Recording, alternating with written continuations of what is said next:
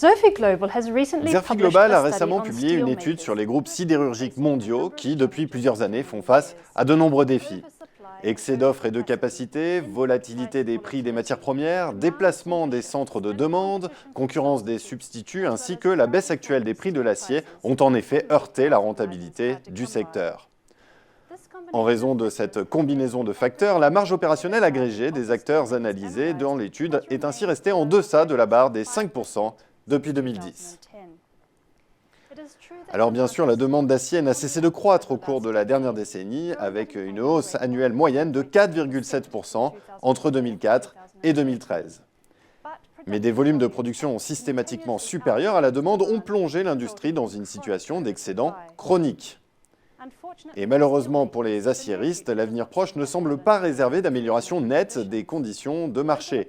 La consommation apparente mondiale d'acier devrait ainsi augmenter d'environ 2% par an en moyenne au cours des prochaines années, une révision à la baisse des prévisions antérieures liées au ralentissement économique attendu dans les économies en développement sur la même période.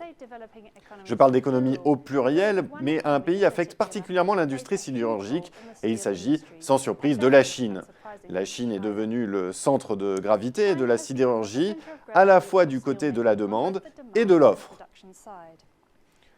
En termes de demande, le pays consomme environ la moitié de la production mondiale d'acier. Désormais, il concentre également près de la moitié de la production mondiale.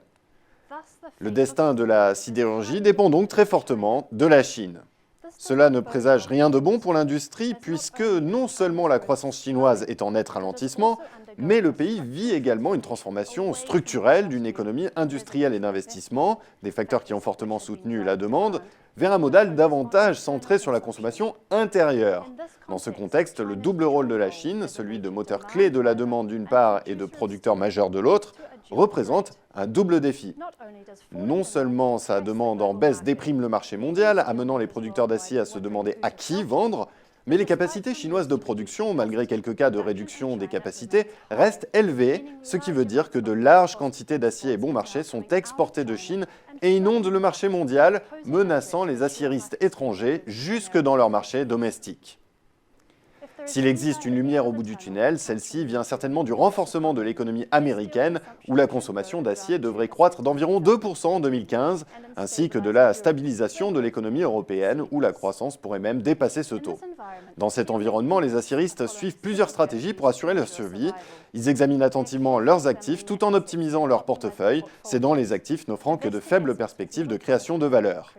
L'investissement de capitaux est également réduit et les dépenses sont plus sélectives, que ce soit en amont pour protéger l'approvisionnement en matières premières ou en aval pour assurer les ventes. Par ailleurs, une vague de consolidation impliquant une hausse des opérations de fusions-acquisitions se profile à l'horizon, annonçant davantage de rationalisation.